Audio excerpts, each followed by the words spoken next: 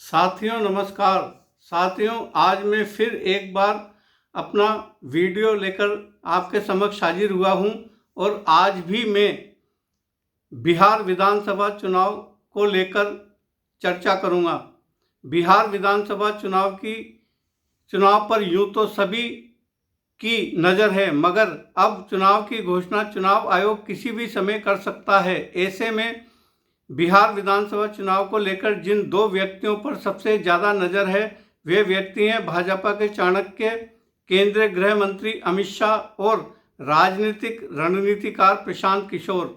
देश की विभिन्न पार्टियों के लिए चुनावी रणनीति बनाने वाले प्रशांत किशोर बिहार विधानसभा चुनाव में पहली बार अपना भाग्य आजमाते हुए दिखाई दे रहे हैं।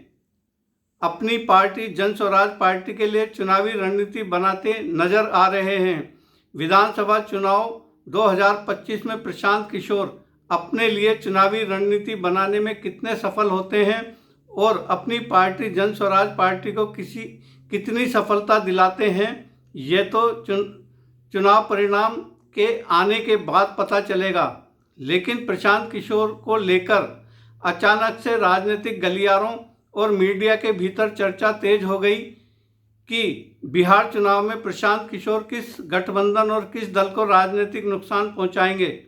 प्रशांत किशोर अगड़ी जाति से ताल्लुक रखते हैं, इसलिए प्रशांत किशोर और उनकी पार्टी भारतीय जनता पार्टी को नुकसान पहुंचा सकती है। अगड़ी जातियों का वोट जन स्वराज पार्टी को मिल सकता है। इसकी चर्चा मीडिया और राजनीतिक पंडितों के बीच होने लगी है, लेकिन मेरा आकलन यहीं से शुरू होता है।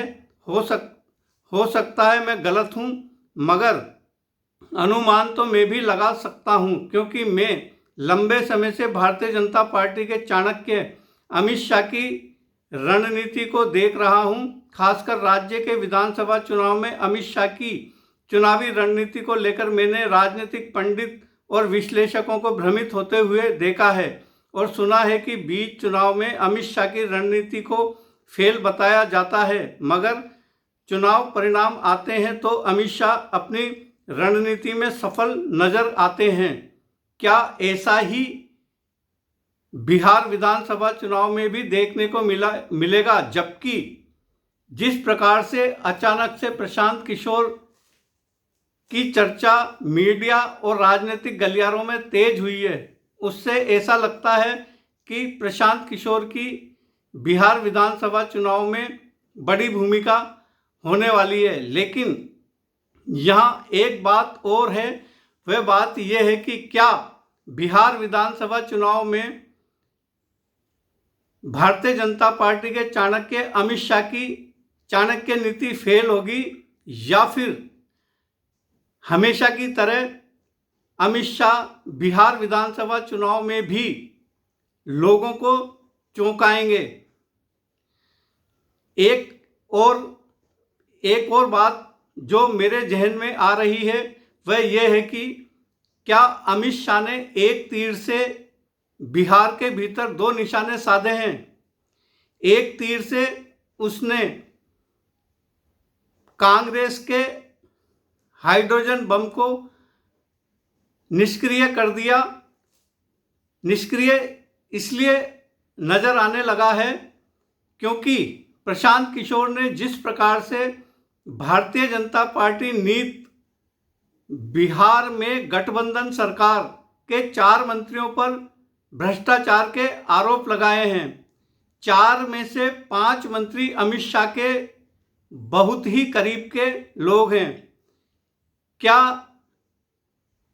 राहुल गांधी की 17 दिन की वोट चोर गद्दी छोड़ के नारों के साथ निकाली गई वोटर का अधिकार यात्रा भारतीय जनता पार्टी को डैमेज कर रही थी? और क्या अगड़ी जातियों का वोट भी भारतीय जनता पार्टी से खिसककर कांग्रेस की तरफ शिफ्ट हो रहा था? इसलिए प्रशांत किशोर अचानक से तेजी से मीडिया और राजनीतिक गलियारों में उन्होंने अपने प्रचार में तेजी पकड़ी और उनकी चर्चा होने लगी।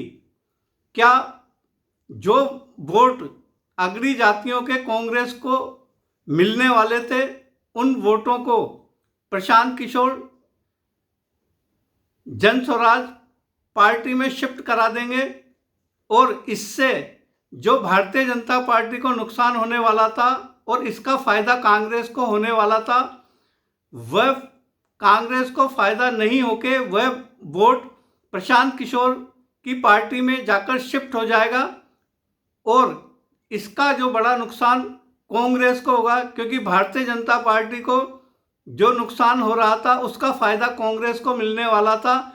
अब वह नुकसान, ना तो उसका फायदा कांग्रेस को मिलेगा और ना ही उसका नुकसान भारतीय जनता पार्टी को ज़्यादा होगा, बल्कि प्रशांत किशोर की तरफ उस वोट के शिफ्ट होने से कांग्रेस को बड़ा नुकसान होगा। एक बात तो ये रही।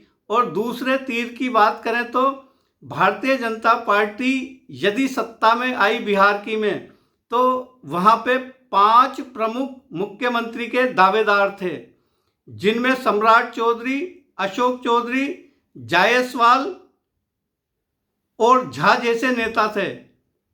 प्रशांत किशोर ने उन नेताओं पर भ्रष्टाचार का आरोप लगाकर उन्हें मुख्यमंत्री की कुर्सी की रेस से दूर कर दिया।